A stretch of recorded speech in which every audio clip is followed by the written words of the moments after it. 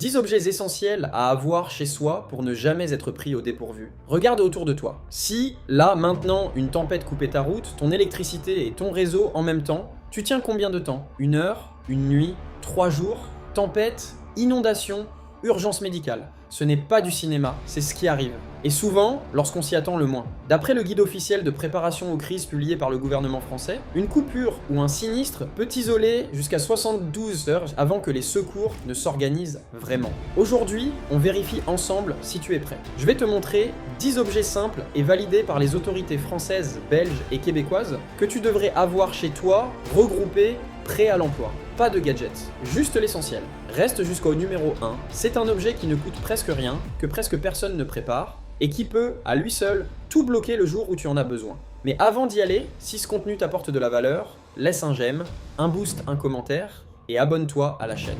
On y va. Numéro 10, la radio à pile ou à manivelle. On commence par l'objet qu'on peut penser dépasser. Une radio? Sérieux? J'ai mon téléphone. Sauf que ton téléphone, en pleine crise, c'est justement le problème. Quand une tempête, une inondation ou une panne électrique majeure touche une région entière, les réseaux mobiles saturent dans quelques minutes. Presque tout le monde appelle ses proches en même temps, et le réseau s'effondre. C'est pour ça que les autorités françaises recommandent une radio à pile, avec des piles de rechange, pour suivre les consignes officielles, même quand plus rien d'autre ne fonctionne. Une radio, ça ne dépend d'aucun réseau internet, d'aucune antenne relais saturé. Juste des ondes et des piles. C'est peut-être l'objet le plus has-been de cette liste, et c'est justement pour ça qu'il est sous-estimé. Sans radio, cette nuit-là, tu n'as aucune idée de ce qui se passe dehors, ni de quand ça va revenir, tu restes dans l'incertitude totale à imaginer le pire. Mais avec une simple radio à pile, en quelques minutes, tu peux savoir exactement ce qu'il se passe et ce que tu dois faire. L'angoisse disparaît d'un coup. Numéro 9.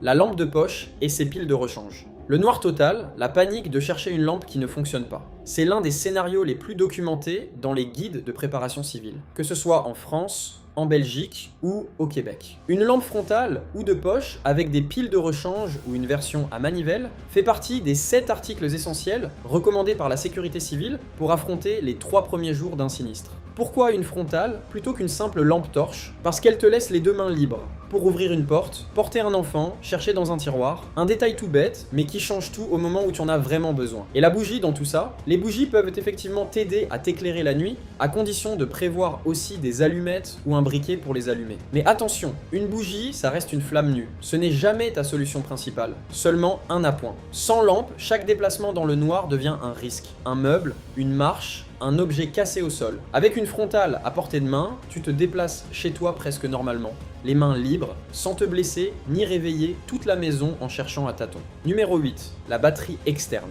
Powerbank. On reste dans l'énergie, parce que c'est le nerf de la guerre dans une crise moderne. Ton téléphone, même sans réseau, reste un outil vital. Lampe torche, boussole, appareil photo pour documenter des dégâts, ou simple moyen de contact dès que le réseau revient, même partiellement. C'est pour cette raison que posséder une batterie externe est jugé important pour continuer à communiquer en cas de coupure de courant, et éviter de se retrouver isolé. Le détail que presque personne ne respecte. Une powerbank qui traîne dans un tiroir depuis 1 an, c'est une powerbank à moitié déchargée, voire morte. Le vrai réflexe, c'est de la recharger à fond, régulièrement, un peu comme on vérifierait une extinction d'incendie. Ça ne sert à rien si elle est vide le jour où tu en as besoin. Téléphone à plat, tu perds ta seule lampe de secours, ton seul moyen de contacter un proche dès que le réseau revient, même partiellement. Avec une powerbank chargée à fond, ton téléphone reste ton allié pendant toute la durée de la crise. Pas un poids mort dans ta poche. Numéro 7. La trousse de premier secours. Imagine la scène. Ta fillette se coupe en marchant pieds nus dans le noir, sur du verre brisé par la tempête. Les secours sont débordés, les routes sont impraticables. Tu es seul face à la situation. Sans qu'il y ait rien pour désinfecter, cette simple coupure au pied peut s'infecter en quelques heures, dans le noir, sans eau courante, pour bien nettoyer la plaie. Avec une trousse de premier secours et les gestes de base, nettoyer, désinfecter, protéger la même blessure, se soigne en 5 minutes, sans avoir besoin d'un médecin ni d'attendre des secours débordés. C'est précisément pour ce genre de moment que le kit d'urgence recommandé par le centre de crise inclut une trousse de premier secours avec de l'alcool et des pansements. Une bonne trousse, ce n'est pas juste 2 pansements et un vieux tube de crème périmée depuis 2019. C'est des compresses stériles, un antiseptique, des ciseaux, et surtout, c'est le point que presque tout le monde oublie, tes médicaments personnels, ceux que tu prends au quotidien. Si une évacuation est nécessaire, ce ne sont pas les pansements qui te manqueront le plus, ce sera ton traitement. Si tu veux aller plus loin que la simple trousse, savoir exactement quoi faire face à une hémorragie, une brûlure, une fracture ou un étouffement, sans médecin et sans formation préalable. J'ai détaillé tout ça dans un guide de 81 pages. Trousse de premier secours du prépeur. 50 gestes et 30 produits pour soigner ta famille sans médecin, même en pleine crise. Guide PDF Premium. Le lien est juste en dessous de cette vidéo. Numéro 6, l'eau potable stockée. On arrive au cœur du sujet. Le guide Tous responsables du SGDSN est extrêmement précis sur ce point. 6 litres d'eau potable par personne, soit environ 2 litres par jour pour boire et pour l'hygiène de base. Fais le calcul pour ton foyer. Une famille de 4 personnes, c'est déjà 24 litres à avoir en réserve, en permanence, dans un coin de la maison. Pourquoi c'est si critique? Parce que sans électricité, c'est souvent aussi sans pompe de distribution d'eau qui fonctionne normalement. Sans eau courante, on ne peut plus se doucher, se laver les mains ou même tirer la chasse d'eau. Ce n'est pas juste une question de soif, c'est toute l'hygiène du foyer qui s'effondre en quelques heures. Et le pire, c'est que cette eau, on ne pense jamais à la stocker jusqu'au jour où le robinet ne coule plus. Sans réserve, la première nuit, tu rationnes déjà. Le deuxième jour, tu hésites entre boire et te laver les mains. Mais avec 24 litres stockés à l'avance pour ta famille, cette angoisse-là n'existe simplement pas. Tu gères normalement, comme si de rien n'était. Numéro 5. La nourriture non périssable et l'ouvre-boîte. Là, on touche à un détail presque comique tellement il est évident, mais que quasiment personne n'anticipe. Tu as stocké des conserves, bravo. Mais as-tu un ouvre-boîte manuel à portée de main? L'ouvre-boîte manuel fait partie intégrante de la liste officielle des 7 articles essentiels recommandés en cas de sinistre, juste après l'eau et la nourriture non périssable. Pourquoi? Parce que sans électricité, ton ouvre-boîte électrique, s'il est ton seul modèle à la maison, devient une pièce de musée totalement inutile. Côté nourriture, le guide officiel recommande des aliments ne nécessitant pas de cuisson. Conserves, barres énergétiques, faciles à stocker et à consommer, même sans électricité ni gaz. Un détail qui revient souvent dans les recommandations belges aussi. Quelques biscuits, des noix ou des barres énergétiques en quantité raisonnable pour ne pas alourdir un sac si une évacuation devient nécessaire. Numéro 4. Briquet, allumettes et source de chaleur. On revient un instant sur le feu parce qu'il mérite sa propre place dans cette liste. Le SGDSN le dit clairement, après boire et manger, la deuxième priorité absolue, c'est avoir chaud. Une panne prolongée en plein hiver, ce n'est pas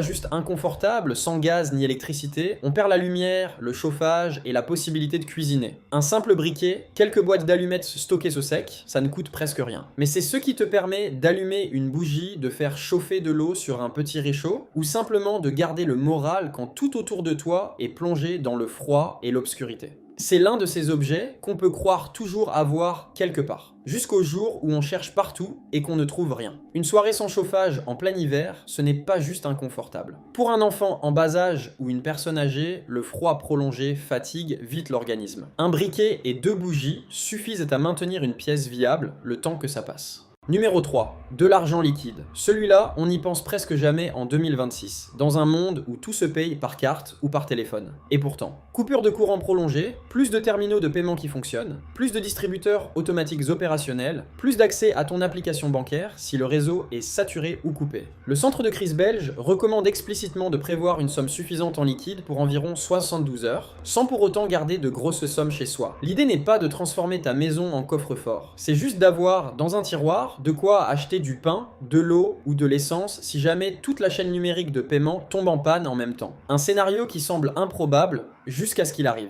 Imagine, ta carte ne passe plus, le distributeur du quartier est en panne et tu dois acheter de l'eau ou de l'essence pour repartir. Sans liquide, tu es bloqué, même avec de l'argent sur ton compte. Avec 50 à 100 euros de côté, ce blocage n'a simplement pas lieu d'être. Numéro 2, le couteau multifonction et le sifflet. On arrive presque au sommet de cette liste et voici un duo qu'on associe souvent au camping, mais qui a une toute autre utilité en situation de crise réelle. Le kit d'urgence domestique recommandé inclut un couteau de poche multifonction, ainsi qu'un sifflet pour signaler ta présence au service de secours. Le couteau, c'est l'outil universel. Couper une corde, ouvrir un emballage, improviser une réparation. Le sifflet, lui, est souvent négligé, et pourtant, si tu te retrouves coincé, par exemple, sous des décombres après un effondrement partiel ou bloqué quelque part suite à une inondation, Ta voix s'épuise en quelques minutes. Un sifflet, lui, peut porter bien plus loin, bien plus longtemps, sans effort. Coincé sous des décombres ou bloqué dans une pièce après une inondation, crier pendant 1 heure épuise ta voix et personne ne t'entend au-delà de quelques mètres. Un coup de sifflet, lui, porte à travers les murs et les gravats et ne coûte aucune énergie. C'est un objet minuscule,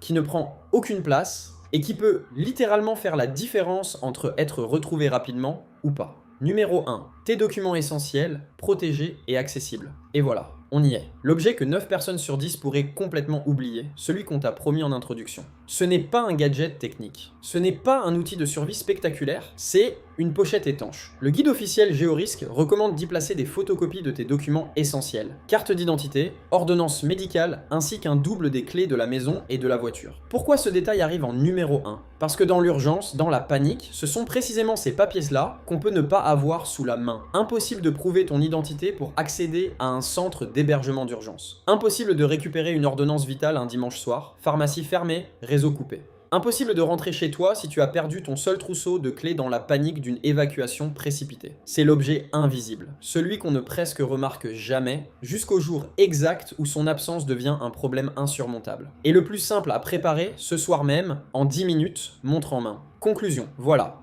10 objets, aucun n'est cher, aucun n'est compliqué à trouver. La plupart sont probablement déjà quelque part chez toi, dispersés dans un tiroir, un placard, une boîte à outils. Le vrai problème, ce n'est jamais la disponibilité de ces objets. C'est le fait qu'on ne les rassemble jamais avant d'en avoir besoin. Alors, je te pose la question en commentaire. Combien de ces 10 objets as-tu vraiment là, chez toi, prêts à l'emploi ? 3 ? 6 ? Les 10 ? Dis-le-moi honnêtement, sans tricher. Et si tu veux aller plus loin, sécuriser vraiment ton domicile face aux imprévus, pas juste une liste de 10 objets, mais une méthode complète, j'ai écrit un guide qui s'appelle Forteresse familiale, 267 pages, consacré à la sécurité du foyer face aux crises. Disponible sur ecodécryptage.com. Le lien est juste en dessous de cette vidéo. Abonne-toi si ce n'est pas encore fait, active la cloche, et surtout, prépare ce petit sac ce soir. Pas demain, ce soir. Parce que la prochaine coupure de courant ne préviendra pas avant de couper la lumière. A bientôt sur Ecodécryptage.